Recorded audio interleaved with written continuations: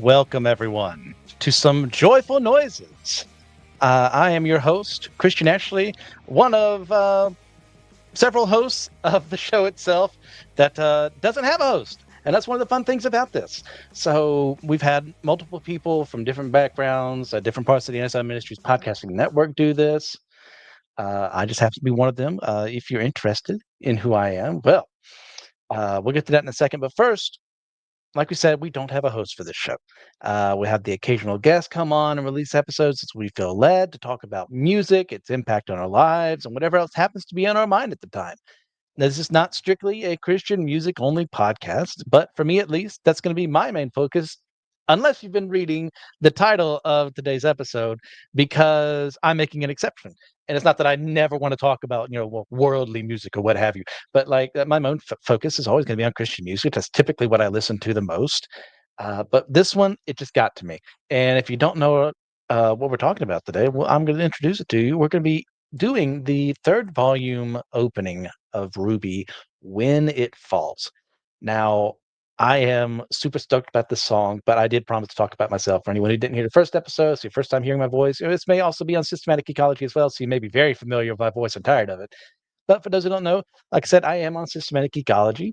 Christian Ashley is my name. I work with several other co-hosts there to discuss the different geeky fandoms that we love, from Star Trek, Star Wars, Mass Effect, so on and so forth, and talk about those things, how they interact with our faith, but at the same time, trying not to force Jesus into the picture. I'm also the host of the Let Nothing Move You podcast, where I go chapter by chapter and verse by verse through scripture. I'm about to finish up Leviticus, and I'll be in Numbers after that. I'm also the host of the Why I Don't Like podcast, which I'm going to be getting to very closely because I'm finally done with this semester of seminary, and now I can devote time to the fun stuff I've wanted to do this whole time, where I'll be continuing on with my discussion of Mushoku Tensei and what I don't like about it, why I don't like it, and how I think it could improve upon itself, because I don't just want to be all negative all the time. I want to, give some, constructive criticism. I'm also on Firday Night Frights, which you can find on Apple Podcasts as well as on the Systematic Geekology YouTube page, where Joe Day and I of the Buddy Walk With Me podcast discuss a single topic a month based on cryptozoology, the paranormal, ufology, and more. Enough of that. It's time to get into the meat and potatoes of this one. We're talking about Rwby. Now, if you don't know what Rwby is, I'll get you there. This is one of those shows that kind of just took me away. I really, truly enjoyed uh, falling in love with this series. And for those that don't know, Rwby is the brainchild of Monty who was working with Rooster Teeth at the time. And following, I believe, the ending of the 10th season of Red versus Blue, it's a very fun kind of take on the Halo series that they've done. I'm way behind on what they've done, but it's still very enjoyable going back and listening to some of what they used to do. And he had had this idea for a while. He wanted like a female-focused series of, action and fantasy. So he created a fantasy world uh, that mixed multiple different genres and technological levels to be one where humanity and another people group known as the faunists, who have a bit more animalistic aspects, cat ears, scorpion tails, so on and so forth, where they are on this planet called Remnant. And they are actively being threatened by these creatures of Grimm. They are evil beings that are associated and kind of made of like darkness and negativity. They feed off of that. So the more down people are, the more active the Grimm are, the more able they are to take over entire civilizations. So to fight back against the Grimm, humanity created hunter academies, where they train young men and women to become hunters and huntresses who kill the Grimm using their natural abilities called aura. Is kind of like our key for this series in a sense, which gifts them all with multiple superpowers according to that person's soul. Our main character is Ruby Rose, the fresh leader of Team Rwby. It is RWBY, pronounced Ruby, because it just fits. And that's one of the naming systems you see. The very colorful world created here. It's one of the things Monty said is if a character there has to be a name for themselves that is involved with a color to be as very vibrant as possible. So Ruby, works alongside her older sister, Yang Xiaolong, and it's explained why they have other last names later on in the series. Ruby's frenemy, Waishni, my girl, lover, and the enigmatic Blake Belladonna. These are our core four for this cast. There's plenty of others. We've got Team Juniper as well. We've got the leadership of Beacon Academy, which is where they go to school at.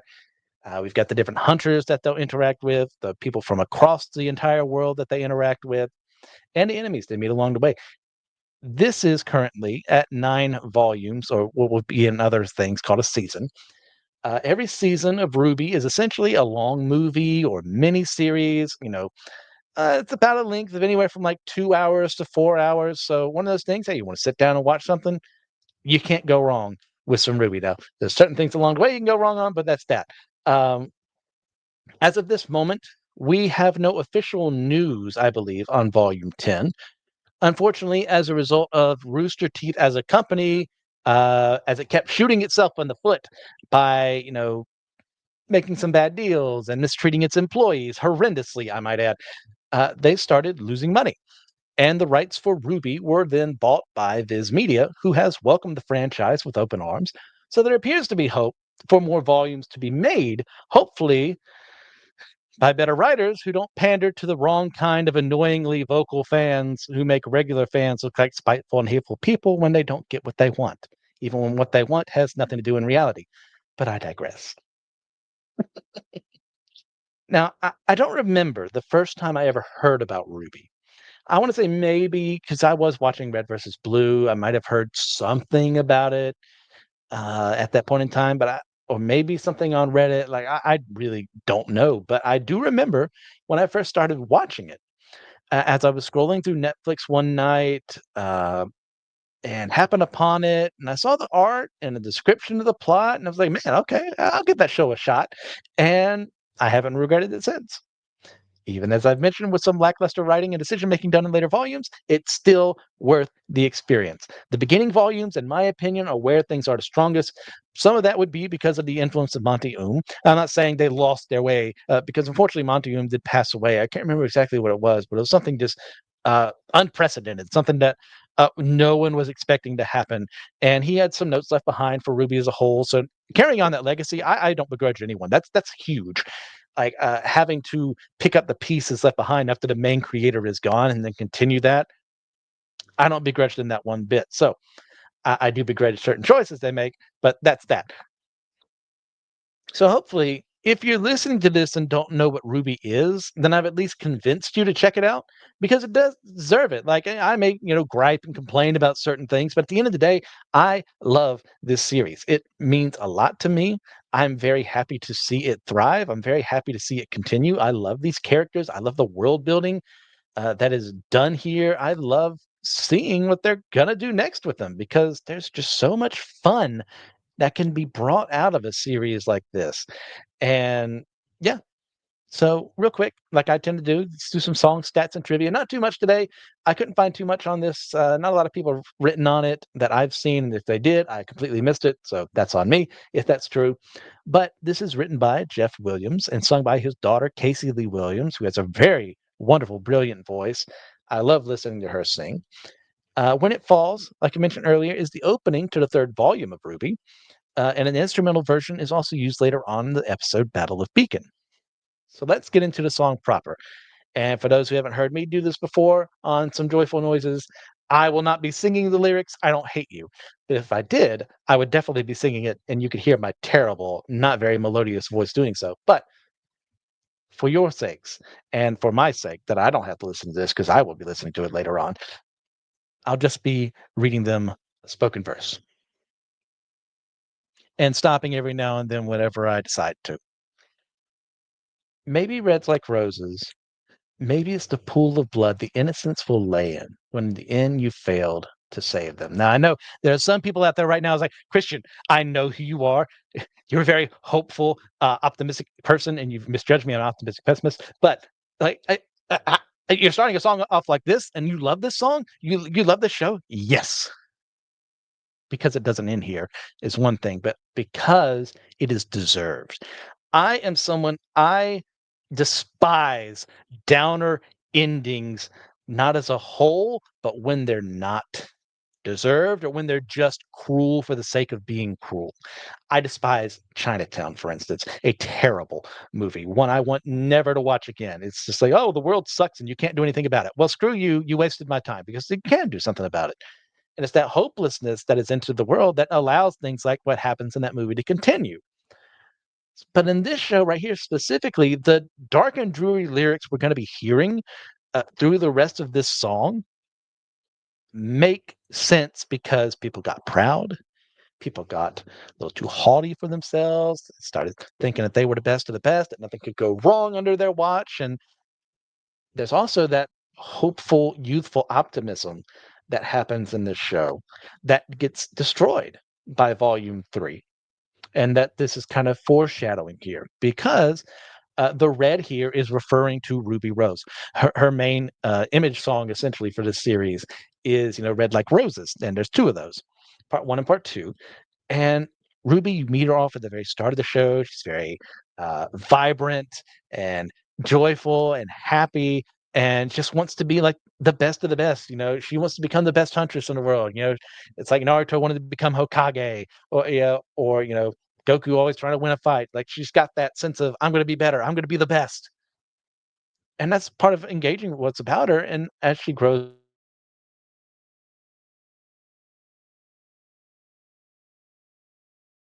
always going to be the case. You can do your best, or you think you're doing your best, and things blow up in your face. And oh, I should probably say spoilers for Ruby if you haven't watched the show. So if that's something you're against, well, you shouldn't be listening. I'll see you later on. So Ruby at the end of this season learns a little more about herself and what power she has that other people don't with their silver eyes and stuff like that. But it comes at great personal cost. It comes at the sense of basically her newfound home city of Beacon. There's the city's name too, right? Not just the academy.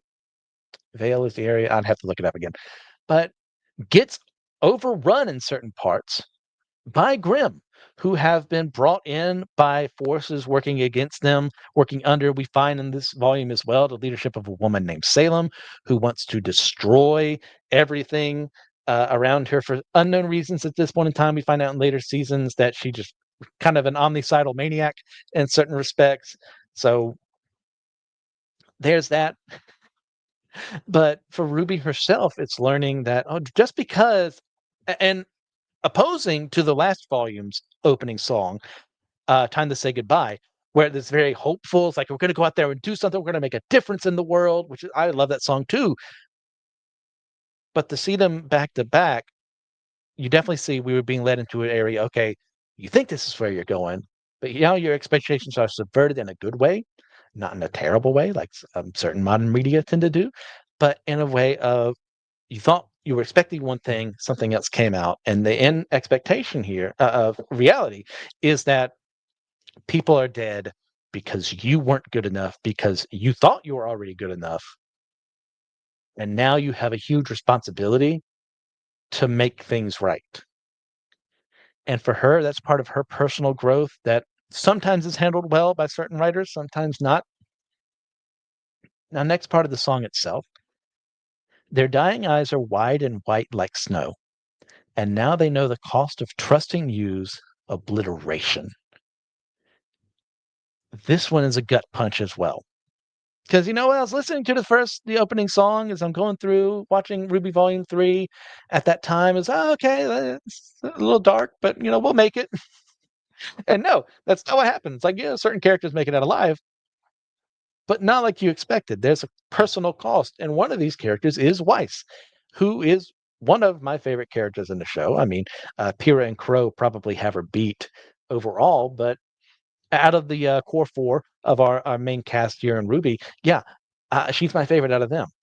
And her journey as well from this stuck up kind of, you know, tsundere. Yes, you can already laugh at, oh no, Green likes the tsundere. Yeah, I've already heard it before.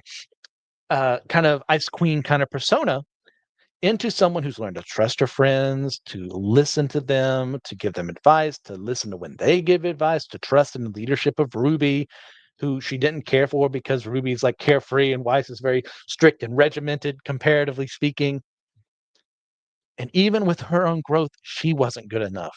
In this whole volume as well, she's struggling with family responsibilities, with the way her dad perceives her, with the way that her sister Winter perceives her, and her little act of rebellion and coming to Beacon instead of going to Atlas, which is where she's originally from, and going to the academy there, and realizing, oh, well, some of my choices didn't really matter as much as I thought they did, and that kind of breaks her to a bit, and we see her kind of going back home near the end of this volume and kind of defeated because of the cost of trusting people who she thought she could trust to do the right thing, to always be in charge. And we've got several of those. We've got Ozpin, who is our leader of Beacon Academy, and we'll learn way more about him in further volumes about why he knows as much as he does. And you got Glinda Goodwitch as well, and James Ironwood, who is a kind of the armed forces admiral-ish person of Atlas, who comes in to help protect what is happening in Beacon at this time. Is something called the Vital Festival, and this is supposed to be something that encourages like development of trust and hope and faith in these different nations around the world of Remnant. And they just have a little fun little tournament where all their hunters and huntresses will fight 4 on 4, because the system team is kind of like worldwide. And it's just supposed to be, hey, we'll have our guys fight your guys in a fun little tournament. No one dies, no one gets threatened. We just see who's the best, and it's fun. And that sounds like a really fun thing, in a very like anti-gladiatorial way of like, oh, okay, we're gonna see who's gonna die. It's like, no, we're gonna see who's better, who's got the better skills, who's able to organize better as a team, and then see who wins based off that. Which countries, teaching is the most effective, and we find out none of them are, because all these people are in the same city. And some of those people flee, some of those people try and fight and die, some of them fight and they lose something of themselves. And for Weiss, it's that innocence of thinking that she can get away from the hold that her father holds over her, because she trusted the wrong people, because she trusted in herself. And I really appreciate how that's kind of brought in a little bit into these opening lines here for our first two. Now, next we have a little, not interlude, but we'll just say mirrors will shatter, crushed by the weight of the world. The pillars collapse in shame. And this is some pretty great foreshadowing into what's going to happen in this volume, where you know the things that they look at themselves and the impressions that they have of themselves, like the man you see in the mirror, the woman they see in the mirror, is not who they actually are. And those perspectives are going to die. They're going to have to break, and they're going to have 7 years of bad luck. No, they're going to have a terrible time because they had a false view of themselves. And that includes not only our characters here, but the nation as well. The nations as well, because you got Atlas over here, led by Ironwood. It's like this prim and proper, like there's a right way to do things, and it's military might, and it's showing people that we're the best, and we're going to kill the Grim through these technologies we have. We don't need to use people as much, so you kind of get a little stonier and icier in that respect. Versus someone like Ozpin, leading from Beacon Academy, and he is more laid back. Not as he doesn't take things seriously, but he's just kind of like taking things as they go, and like he's the trickster mentor. He's very Dumbledore-ish in that way, and I tend to really love characters like that. That's kind I enjoy teaching like that at times, for people, just to like get them to realize what I actually want them to do without ever saying it out loud. It's really fun and rewarding for certain people. Other people, I do have to like pull back and say, okay, this is what I want you to do, because that doesn't work always with people. Like, as you find out in teaching, there's not one size fits all. And there's room in this world for an Ironwood take on things, and there's room for an Ozpin take on things. But Ozpin has gotten a little lax, as we find out in this volume and beyond that he thinks, well, nothing can break this down. Like, I'm fighting against the forces of evil, and I'm training up the next generation to do it too. And I'm encouraging him in my very mysterious ways kind of way, but he trusts the wrong people. He doesn't work well with others. He doesn't let them know everything that they need to know, because he's afraid of what people can do with that information. And as a result, that lost in trust ruins not only kills him off in this season. But yes, he does come back in a different way. We'll find out later on in Rwby how that works out. But destroys the foundation of what he was creating, which was supposed to be this good thing of molding and shaping the young minds of hunters and huntresses so that they can protect people from this evil, stop the Grimm from advancing on their civilization. All great things, but it falls apart. The mirror of himself shatters and is crushed by the weight of the world of his responsibility because he didn't build strong enough support for himself, because he didn't trust people well and bring them in on certain things that would have changed, the landscape of everything that's happening in the show. So we'll go on from there to our chorus. There'll be no rest. There'll be no love. There'll be no hero in the end who will rise above. And this is everything antithetical to how I think about the world. But in the context of what is happening in this volume, I love these lines. And I love what happens next too, even though it's like, why would you? That's not you, Christian. But yeah, it's not me. But I like what they do with it in this series. Right now, they are pretty much in a time of peace. Like they are able, the different nations of Remnant to worry about pettier things and policies and racism and all these things that don't matter at the end of the day because they're misapplying them or they're allowing hatred to rule over their lives when they're in a time of rest and they can afford to do these stupid things and get complacent because they're okay. And as we find out, they've never been okay. So this piece is false. It is a false hope that we're going to get into later on as well. In the belief of, well, because our borders are stable, because we have plenty of hunters and huntresses fighting off Grimm, like we're fine. Everything's okay. Don't worry about it. No, we can worry about zoning laws. We can worry about inviting people to a vital festival. We can worry about the fact that, Ironwood's over here creating his mechanical army when, he's losing the human touch.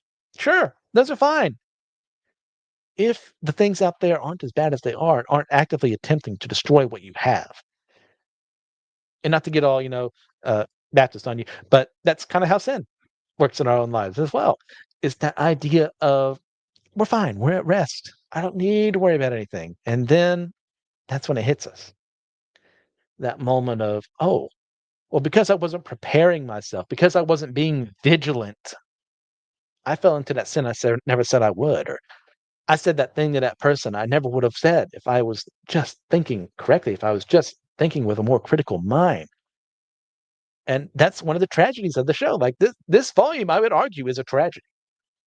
In the midst of our action fantasy, all that fun stuff, like this is an absolute tragedy, and it's self-inflicted by multiple people. There's not one person who's not to blame in some way, shape, or form because they're thriving off of this false hope. And even in the show, like one of the things we got, comparing volume 2, volume 3 is like, yeah, the hero's going to rise up. They're going to save the day, but not this time. This time, the heroes that we're setting up are going to fail us because they're not ready, because you've filled their heads with nonsense, because they have self doubts themselves. And that person is kind of best solidified as I'm thinking about this in Pyrrha, who is my favorite character in the show. Pyrrha Nikos is the ace of the show. She is incredibly talented, incredibly strong, incredibly kind and loving and genuine, but she's held up on a pedestal as the best of the best. And as we see in this volume and a couple even before then, she has a lot of doubt about herself, of thinking that she's good enough for all of this because people think and expect these great things of her. She's worried, and she's helped grounded by her friendship and what should have been a relationship with John, but we'll get there when we get there later on. But there's still that moment of, I, I don't know, I'm as good as everyone thinks I am, but I'm going to have to be. So I'm going to lie to myself and be that person they think I am. And when the time comes and she receives powers that she wasn't prepared for because she wasn't properly trained, it was given in a moment of desperation rather than a moment of, okay, let's walk these things through. And now, in addition to her a great magnetism power she has for her aura. She's been granted with the abilities of the Spring Maiden, who we find out there are 4 different maidens throughout the world that have powers associated with the different times, excuse me, the different seasons of the world. And the Fall Maiden, I want to say Spring Maiden. I can't remember what's off the top of my head. Is on kind of on stasis right now on life support, and Pyrrha's going to take that power from her at the cost of that girl's own life, and that also affects her as well. While Cinder, who was our main antagonist for this volume, takes half of that too. So it's a fight between the two of them. One who thinks that she's so much better than everything and that she deserves this power, so she's more confident based on those false assumptions than the person who is more meek and humble in this regard. Now, normally those would be good aspects, but as someone who is naturally talented, Pierre needs to accept that part of herself, but she doesn't. So in the end, the hero they're all expecting to rise above and save them is her. At the end of the day, if you'd have polled anyone in Beacon, who's the strongest, who's the best of us, it would have been Pyrrha. And then she'd get murdered at the very near the very end of this volume by Cinder.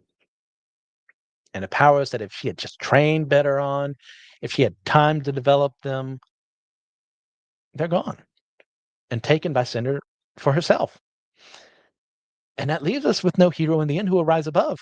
Yeah, yes, that activates Ruby's silver eye powers. We find out more about them later on, but that doesn't leave Ruby as the hero just yet, who's going to rise above. She's going to have to go on an entire journey, and she's continuing on in that journey throughout all of Ruby. But if they hadn't have been in this scenario, if they had thought things through better, if they hadn't have been complacent, if they hadn't have, just I don't know, it's not the time, things could have been done. If they had actually attended to Pyrrha's mental well-being, things could have been better.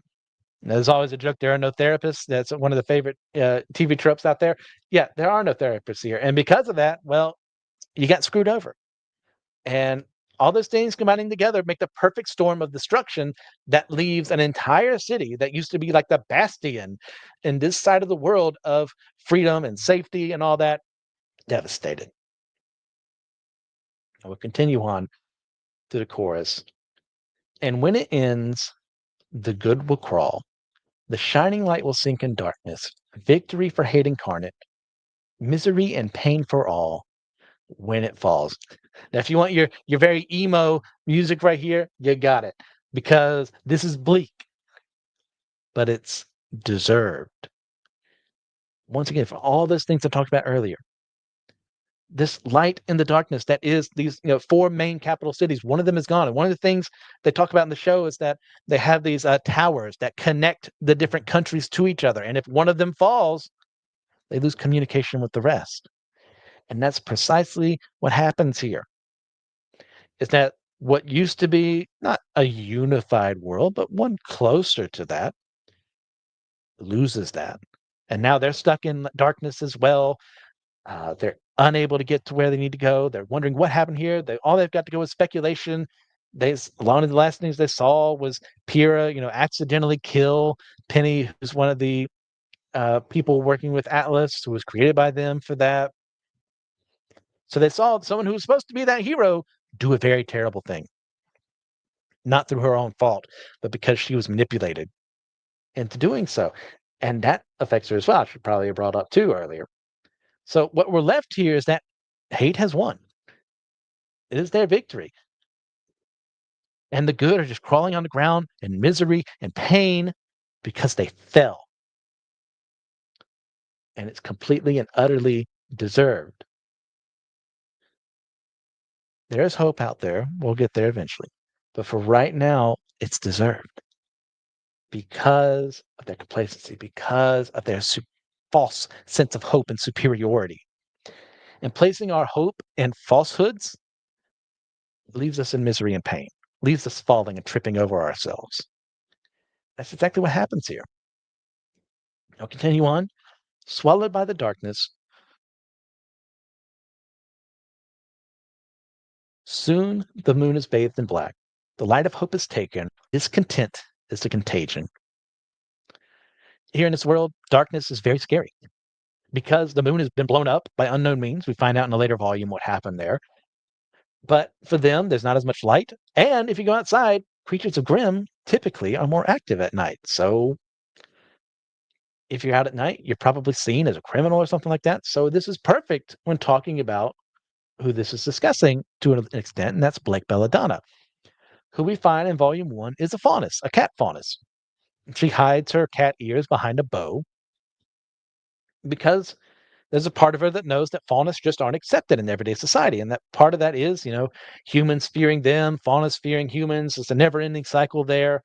And it just keeps on going. And this is one of those petty things I was talking about that you can be concerned about when you don't have anything else to worry about. So you invent your own villains.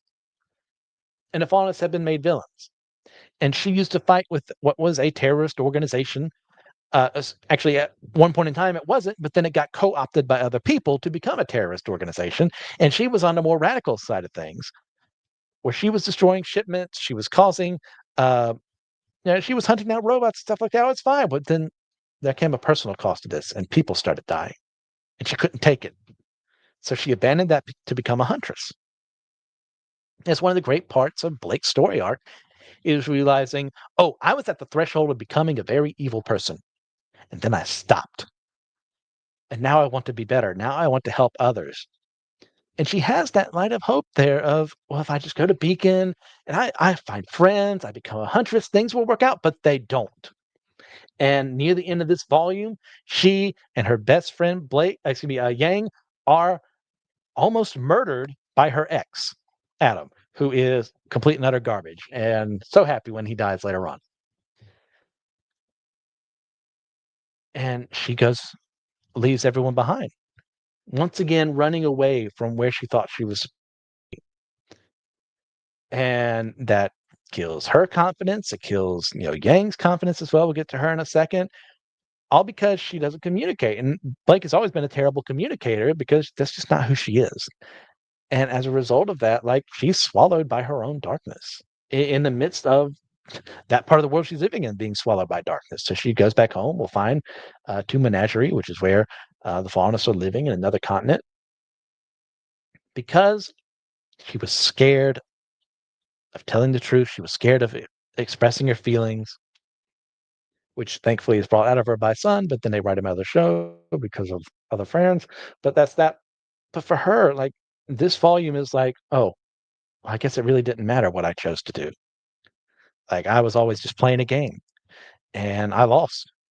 When the truth is, she had placed her faith in better people. She had worked on herself a little more, been a little more open. These things wouldn't have happened the same way. And I want to say it's one of the great tragedies here is that a lot of these characters, only after things have gone really bad, realize what they should have done. And our next character here is going to be Gang. We'll see the blinding eyes that burn a yellow flame. The embers that remain will light the fuse of condemnation. Yang is, in many respects, kind of like her sister in that she's vibrant, happy. She's the joy of the party. She wants to make sure everyone has a good time. She'll punch things in the face when they need to get punched. She's an excellent gal. And then this volume happens. And she's struggling with the fact that, her mother has abandoned her family. We find out that Ruby and she have different mothers. Their father was married, I think was married to Raven, Yang's mother at one point in time. Then Raven has decided to abandon him. So then his other teammate, Summer, who would become Ruby's mother, uh, married him after that. And there's friction in the house because of that. That's why she has a different last name. She takes her dad's last name. Ruby takes her mom's last name, mostly because of her connection to her mother and her mysteriously dying earlier on before the series happens. But for Yang, it's like the embers, her power being the fact that the more damage she takes, the stronger she gets. She finds out there's a breaking point there, physically and spiritually and mentally and emotionally, really. I mean, all over the place for the poor gal. And it breaks her completely. Like, those embers that was supposed to, like, make her stronger, because, like, that's one of the great bits of animation here is, like, when she does get angry, she kind of goes Super Saiyan to an extent. And so aura kind of increases. But those embers are now firing up and feeding the flames for something else. and she's going to become a very broken person, a very hateful and spiteful person in the next volume because of what happens here. And she's going to condemn other people, but mostly she's going to condemn herself for not being good enough. And once again, that's something else this volume brings out, is that they're not good enough yet, and they thought they were, which is great for a character to undergo, for all of them, because they learn, I'm not good enough. So how do you respond to that? Some people give up and move on. Other people stand up and then keep fighting the good fight. And that's why, even though this song itself leaves you with a lot of hopelessness, when you know everything in context, I love what's happening here. So next up, we have kingdoms and tatters, hung on the brink of a war. The peace will succumb to flames. We kind of went over this earlier. Like, there's a false peace right now. Yeah, no nation is actively warring against each other. And in the backstory, you find out that there was some dictators in charge at one point in time that removed people's forms of expression, like writing and artwork and stuff like that. So that's why they kind of take on the colorful names that they do. But right now, the peace that they have is fake. It's easily destroyed. And they find out just how easily it can be destroyed through this volume when they're not prepared. When they think they're at the top of the world, when they think that no one can take them down, and they're broken by the experience. So this affects the entire world for the rest of Rwby, and it's you cannot go through this series without appreciating how Volume 3 brings us to where we need to be for the rest of the story to continue. There are certain things that I'm not that big on, but that's okay. There are certain things I really do love, and I love how we end up here because of failure, and then let's make up for it. But we got to finish the rest of the song. This is not a tragedy. It's not an accident. You placed your faith in fools, and now you'll smother in lament. I love these verses so much. They make perfect sense for what is happening in a show, and they make perfect sense for just application in real life. Like, there's a certain thing that needs to be said. Try not to victim blame people for what happens. But at a certain point in time, when you tell someone, hey, get away from that person, they're not good for you. Get away from that job. It's not good for you. And they don't listen and it crashes and burns. There's a reason I told you so is a saying. And they are warned multiple times over in different ways, even by people who are warning things that they themselves should be warned about not being complacent, about continually improving themselves. But they place their faith in fools and they're going to smother and lament. No one walks out of this volume that's on the hero side of things feeling good about themselves. And they have no one to blame but themselves. And oftentimes that's exactly how it happens to us. So I think these are a very good warning here in the song about, hey, who am I placing my trust in? Is it me? I'm the biggest fool of all. Is it someone else? Well, they're human too. Is it God? Well, yeah, probably should. Actually, you really should. Who's the one who can never fail you? But what view of God do you have? Is it a good one? Is it one that's based on scripture? Is it based on your interpretation of who he is? Well, that's where the issue becomes because you're placing faith in foolishness if you don't have the right view of things. And that not just God, that applies to life, it applies to our relationship with other people. Says we just need to be a little more self-aware of our own shortcomings, of the shortcomings of the people that we look up to. I've had multiple mentors in the past who've screwed up in different ways. You know why? Because they're human. So I can either recognize the fact that, yeah, sometimes they're going to screw up, but then I can still listen to the wise counsel that they have. Or I can just say, well, everyone sucks. I'm going to give up. Even I'm not the best. And then I've really learned nothing from that experience. So instead of being smothered by that lament, we need to rise up from those ashes and okay, they let me down or I let me down. What can I do about it now? Who can I work with to help make things better?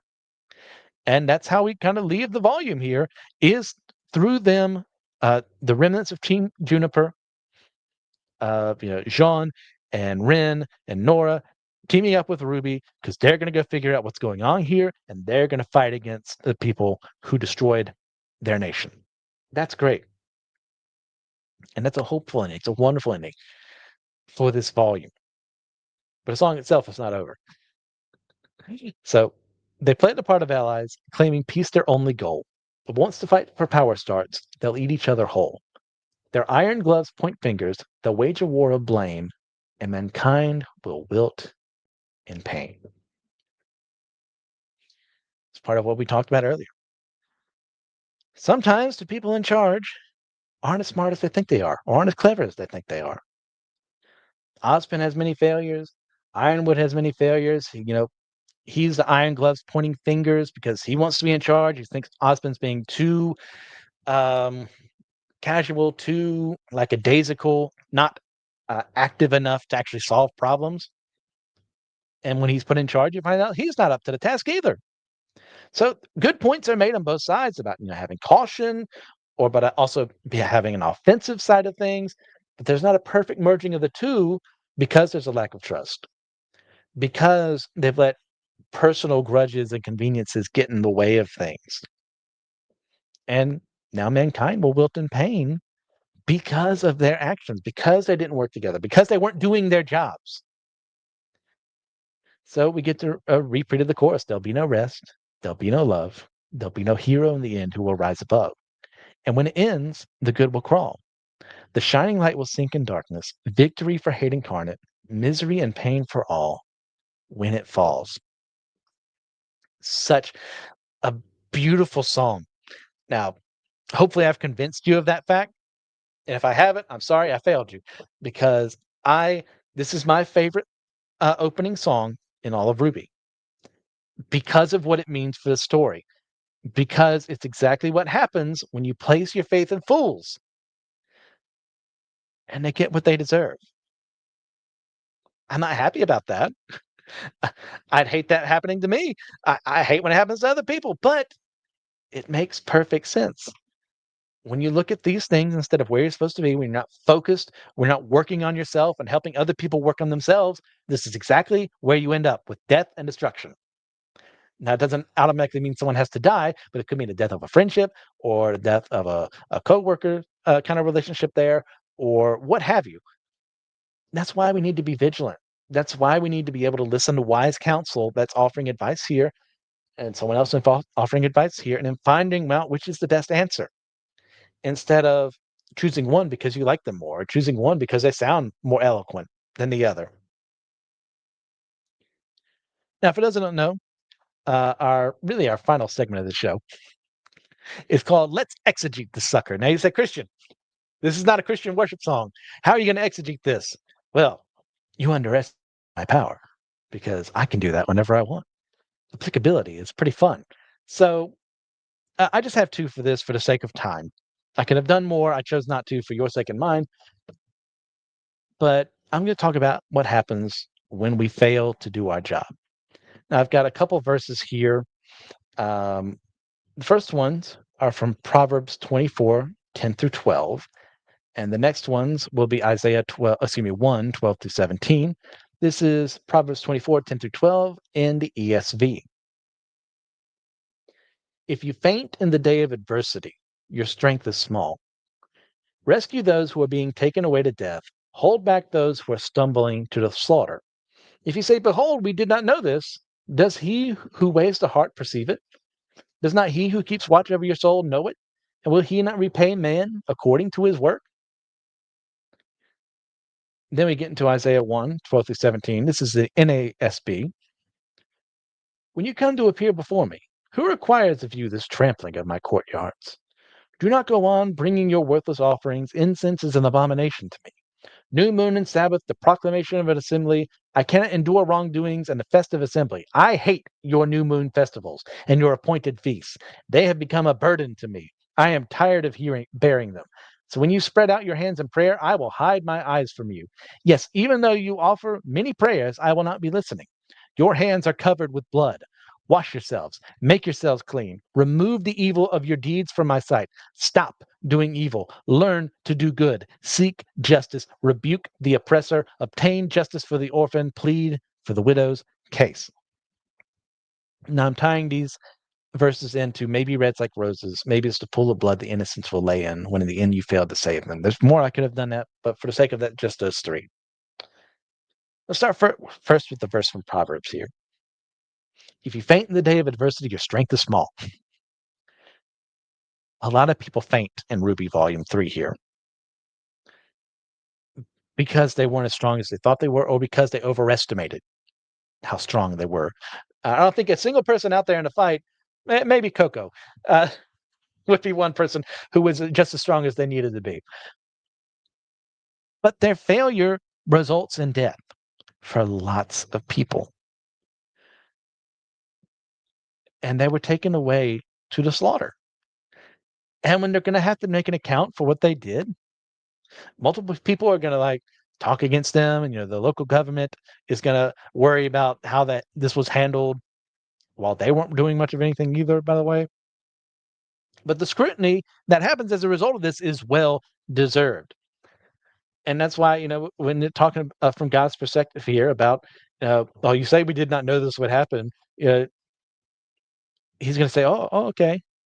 I'm the one who weighs the heart, right? I'm the one who watches over your soul. I'm going to repay you according to your work. So are you really going to tell me you didn't know something like this would happen, Osmond? You didn't know something like this would happen, Ironwood? You didn't know something like this would happen, Rwby or Pyrrha or or who have you? You knew you weren't good enough. So what did you do about it? You knew you weren't prepared enough. So what did you do about it? Osmond, did you tell Pyrrha about, the maiden and the power you want to transfer to her so that you can go ahead and prepare to be, as strong as possible to fight this threat that you know was out there? Oh, you didn't. Well, whose fault is that? I mean, the same applies to us. Sometimes we hang out with people we know we're not supposed to. So when something bad happens as a result of that, what's who do we have to blame? I didn't know this would happen. Well, you knew who they were. We knew who they were. I knew who they were. And I didn't know anything about it because I was happy. I was complacent. And when tragedy strikes, well, and I'm involved, well, whose fault is that? Well, it's theirs for doing it. But it's also mine for not doing anything to stop it. Let's see here. I didn't know is not a good enough excuse in God's eyes.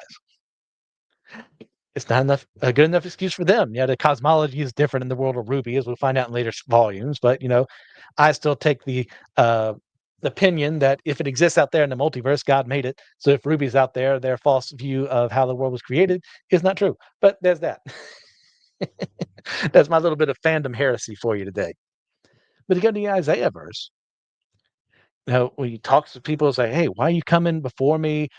Don't bring your worthless offerings. Your incense is an abomination to me. Don't. Why are you celebrating the new moon and Sabbath days? Like I hate them. I hate what you're doing because your hearts aren't where they need to be. Because you're not dealing out justice. You're not learning to do good. You're not rebuking the oppressor. The widow and the orphan are not being cared for. You're doing evil in this world. Stop doing the evil things. Your hands are covered with blood, and their hands are stained with blood. This whole volume, and even before that, because they're not doing enough. Now, there is something to be said. The kids, these young adults, don't know about all these things, so some of that is not on them. A lot of that is not on them. I will defend them there. But they knew that they were working for a greater purpose. So why aren't they working to be better? I am to blame if I know that I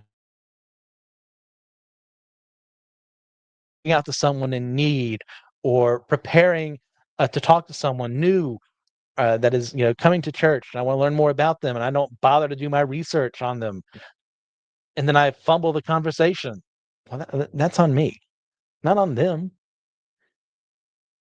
So there's blame the place, but it doesn't all revolve on their kids. They have some responsibility. As someone who intends to be a leader of a church one day, a lot of that blame would fall on me if I weren't doing these very same things. If I was denying justice to people, if I was not rebuking the oppressor, if I was doing evil, and so on and so forth. Like that's on me. And so it's on anyone who doesn't do their job effectively. And it's very much so on the hand of Ospen right now, who, once again, I love his character. That doesn't mean the man ain't flawed. This is an immensely flawed man. So if he had done his job and trusted the right people, brought the right people into his little, not conspiracy, little group fighting against evil, things would have been so much different. If he had trusted people better, if he had reached out to Ironwood and said, hey, buddy, let me let you in on some things.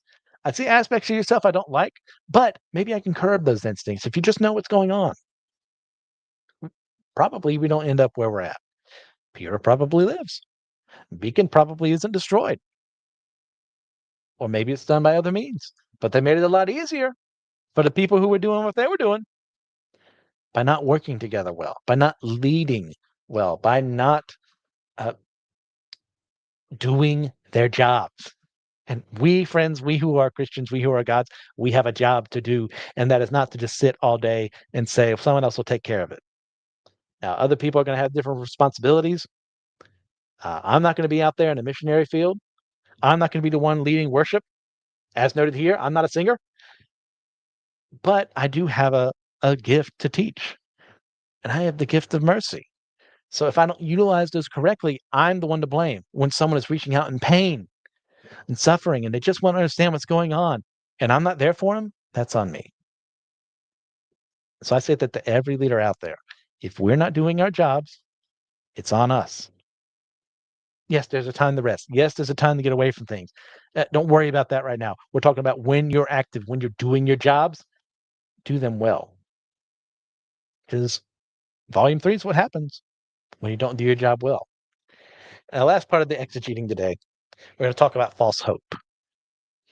We're going to go to Jeremiah 23, 16 through 22 first. And we're going to be using the good old KJV. Thus saith the Lord of hosts, hearken not unto the words of the prophets that prophesy unto you. They make you vain. They speak a vision of their own heart, and not out of the mouth of the Lord. They say still unto them that despise me, the Lord hath said, ye shall have peace. And they say unto everyone that walketh after the imagination of his own heart, no evil shall come upon you. For who hath stood in the counsel of the Lord, and hath perceived and heard his word? Who hath marked his word and heard it? Behold, a whirlwind of the Lord is gone forth in fury, even a grievous whirlwind. It shall fall grievously upon the head of the wicked. The anger of the Lord shall not return until he have executed, and still he have performed the thoughts of his heart. In the latter days ye shall consider it perfectly. I have not sent these prophets, yet they ran. I had not spoken to them, yet they prophesied. But if they had stood in my counsel and had caused my people to hear my words, then they should have turned them from their evil way and from the evil of their doings. Now, next up, we have Ephesians 5, 6 through 7. NIV, I think. I forgot to write that down. Let no one deceive you with empty words. For because of such things, God's wrath comes on those who are disobedient. Therefore, do not be partners with them. Now, I'm taking these verses from these lines. There'll be no rest. There'll be no love. There'll be no hero in the end who will rise above. There's a false hope in the world of remnant that things are going to be okay, that a hero will rise above if anything does happen, and they'll be fine. That's what they're training the hunters and huntresses for, right? Well, it's perfect. But they're still people. They're still screw-ups. And so they're listening to these false ideas. And even good people doing good things become false prophets. Ospen becomes a false prophet because he's promising things that he can't guarantee because he's too prideful for his own good, or he's too clever for his own good at times. And by proclaiming, they're going to make things safe, that he's going to protect the world, but when the opposite happens, he has no way to defend himself because he was saying things that weren't true. He was saying things that, in this scenario, from these verses, would not be of the Lord. And that's what happens when we attribute and prophesy and call out things that aren't true simply because we want them to happen. We pray for those things. We want people to be healed from being sick. We want people to be brought out of prison and restored to their families and righteousness. We want these wonderful things. But if we proclaim them without God saying, do them and say these words, we're the problem. If we say this elected official is who God truly desired most out of everyone else to be in charge and that they alone have access to his words, we're in the wrong. If we say likewise that God was defeated today by letting someone else become president or prime minister or what have you, we likewise are fools. There's a way to interpret those things, and it's not in light of the fact that, oh, because what I didn't get to happen happened, or what I got to happen happened, therefore God was on my side. That's not necessarily true. And here is a warning to everyone, especially in these heightened times. From Ephesians from Paul, let no one deceive you with empty words, for because of such things God's wrath comes on those who are disobedient. Therefore, do not be partners with them. Partner yourself with people who are working towards God's grace, who are working towards building the kingdom, not with people who offer hollow promises of saying, well, I'll solve all your problems. I'll raise taxes here, I'll lower taxes there, or no, I'll secure our borders, or I'll protect the environment. It's like some of those things are good. Some of those things are to be done effectively. And some things are things that leaders should be doing. But when you use them for personal gain and never give in to those promises for the right reasons, you don't speak in truth, you're deceiving people with empty words. And when you believe people who offer those empty words, we're the problem. And I think one of the things that this volume is saying is don't be part of the problem.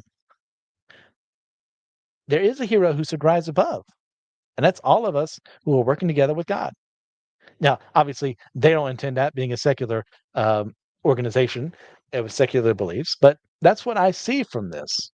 And you can agree or disagree with me and how I'm applying all of this, but that's where we're at. So thank you all for listening. This is went on way longer than I expected it to, but I guess I was just so passionate for my own good. Thanks for sticking with me. Please, if you get a chance, leave a 5-star review in your podcasting platform of choice to help us with the ratings there, find more people. If you're interested in my own fiction writing, you can find my works at starvingwritersguild.com or on Amazon by searching for the name MC Ashley. If you're all interested in some further solid studies into the Bible and its teachings, then check out the other members of the Anazao Ministries podcasting network. You can find me more specifically on Not Nothing Movies, Systematic Geekology, Why I Don't Like, and Friday Night Frights. But remember, foremost, to always send up joyful noises to the Lord, no matter how bad your singing voice may be.